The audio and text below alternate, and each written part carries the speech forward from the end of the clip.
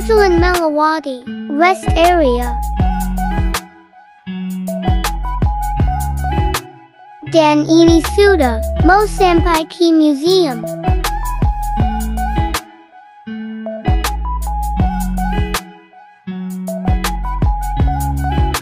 Ini sudah di area museum.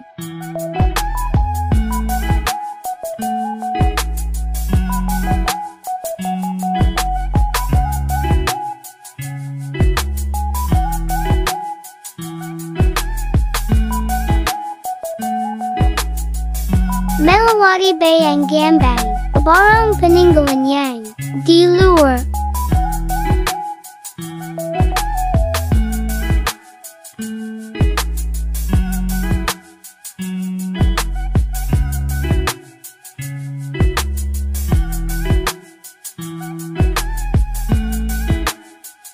Selain Bayang Gambang, ada juga lasang untuk menghaluskan bumbu taulipa saya. Saya akan masuk ke Museum Sunan Derajat. Di sini ada berbagai barang berharga yang ada yang selama ini bisa dibuat Sunan Derajat untuk bersejarah. Masjid Sunan Sendang Dhuwur. Masjid Sunan Sendang Dhuwur ini terletak di Desa Sendang Dhuwur, Kecamatan Paciran, Kabupaten Lamongan. Kenapa fragmen unsur bangunan Masjid Sunan Sendang Dhuwur ini ditaruh di Museum Sunan Derajat? Karena beliau, Raden Nur Rahmat, Sunan Sendang Dhuwur adalah sahabatnya Sunan Derajat. Dan masjid ini dulu diberikan Mbok Rondo Mantingan ke Sunan Sendang Dhuwur, diberikan cuma-cuma asalkan dengan satu syarat, masjid yang berada di Jawa Tengah bisa dipindahkan ke Sendang Dhuwur hanya dengan waktu semalam. Itulah karamahnya para wali. Raden Nur Rahmat atau Sunan Sendang Dhuwur bisa memindahkan masjid dari Jawa Tengah dipindahkan di Sendang Dhuwur hanya dengan waktu satu malam.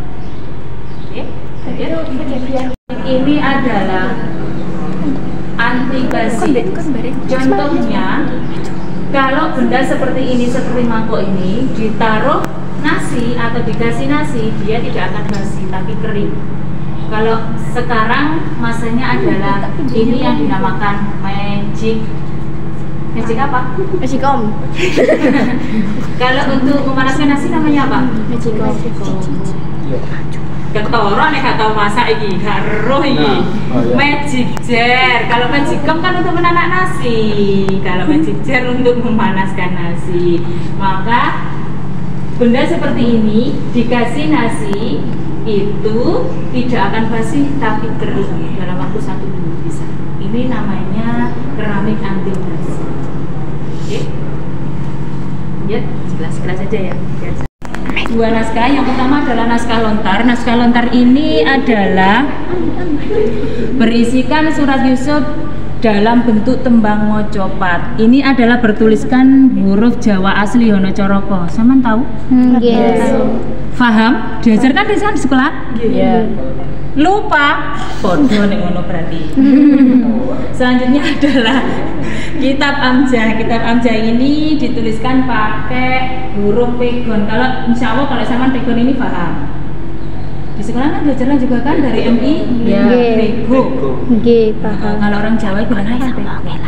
Kalau ini pego. Ya, ini adalah mengisahkan 20 hikayat 25 nabi dan rasul. Oke, lanjut. Belakang sampean ada dari kertas, bahannya dari kertas. Yang kedua dari kulit atau serat tumbuhan. Yang dari kulit adalah yang besar nih. Ini yang kedua dari kulit. Kalau yang ini dari serat tumbuhan, kalau yang ini dari kertas. Makanya tulisannya pun asli. Kalau dulu nggak ada percetakan, kalau sekarang kan pakai percetakan. Kalau ini tulisan asli. Bisa baca? Ini ada yang di situ dinamakan singo mengkok. Singo mengkok itu, singo itu adalah singa, hewan singa. Kenapa dikatakan mengkok? Karena dia badannya tidak lurus melainkan agak bengkok. Nah, makanya itu dinamakan singo mengkok. Dan ini dulunya dipakai Sunan Derajat untuk menyebarkan agama Islam di daerah derajat dan sekitarnya. Kenapa? Karena dulu sebelum Sunan Derajat masuk di derajat itu masyarakat tidak beragama Islam melainkan beragama Hindu dan Buddha. Tapi dengan adanya Sunan Derajat, warga masyarakat bisa masuk Islam dengan diselingi tembang-tembang pakai gamelan simo. Dulu adalah dipakai Sunan Derajat untuk menyebarkan agama Islam. Oke, lanjut. Saya tunjukkan ya. Di sini kain batik motif derajat. Di sini ada 3. Sama lihat. Di sini ada gambar seperti hewan. Hewan apakah itu? Singo. Singa. Di situ menunjukkan bahwa motif ini adalah motif derajat. Motif derajat ini kan ditandai dengan gambar singa seperti yang tadi. Di situ gambar singa mengkok itu kan juga ada hewan singanya ya. Di sini ada hewan singa, ada kubah, dan ada burung garuda.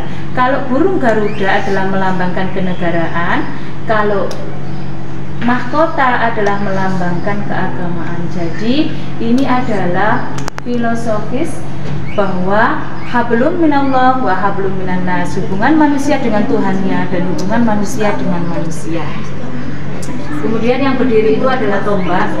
Tombak ini bukan kok dipakai untuk berperang, karena dulu zaman Sunan Derajat tidak berperang, tapi hanya istilahnya buat apa ya, seperti koleksi, bukan untuk berperang. Seperti yang benda-benda keris seperti di belakang sampean itu bukan untuk berperang, tapi hanya untuk koleksi. Tombak, ada tongkat,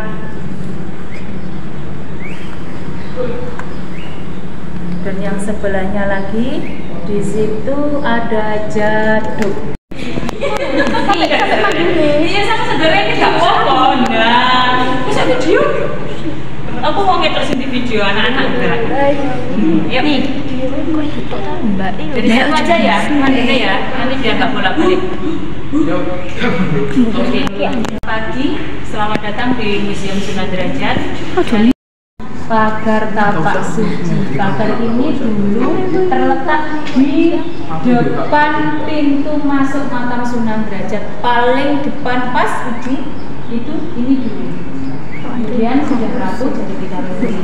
Ini namanya adalah pagar pacak suci. Kenapa dinamakan pagar pacak suci? Orang kalau masuk makam harus dalam keadaan suci. Suci itu maksudnya dia punya wudu. Nah, kemudian yang di sini adalah sirap. Sirap ini terbuat dari kayu. Sirap ini adalah genteng. Kalau sekarang gentengnya nggak pakai kayu, tapi pakai tanah liat. Ada yang pakai cor. Ya. Terus kemudian di situ tataan itu yang kotak-kotak kecil itu namanya bodekan. Kalau bodekan itu adalah gunanya untuk menyimpan ramuan jamu.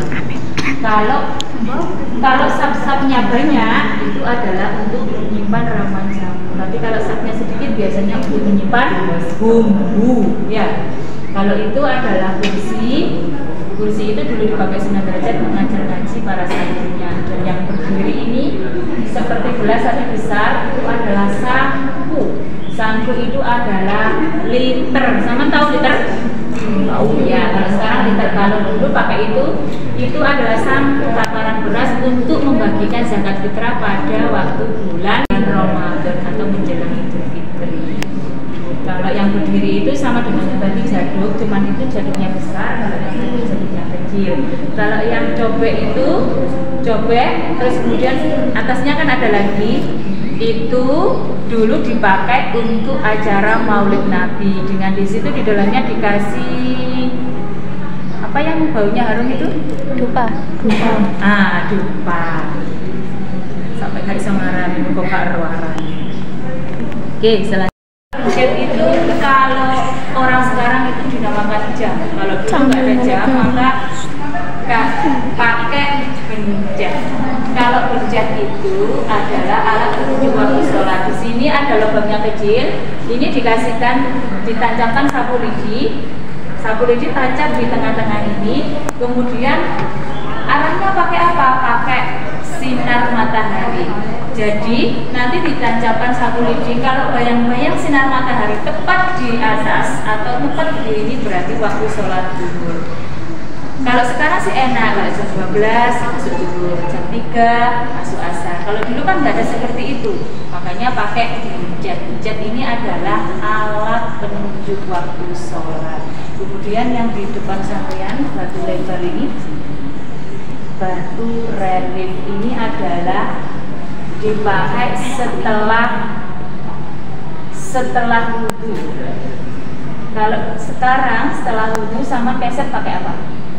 Pakai keset. Pakai keset. Kalau dulu kan nggak ada keset, makanya pakai batu. Ini namanya batu relief.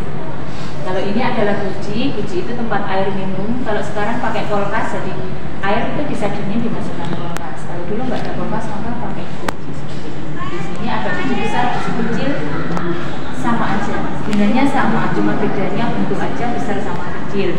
Kalau yang keramik pecah-pecahan itu sama dengan yang keramik yang utuh yang sama lihat di kanan dan kiri tadi. Jadi kalau yang di belakang sama, tinggal yang terakhir di belakang sama adalah bentuk. Bentuk ini adalah penentu waktu sholat juga sama ya.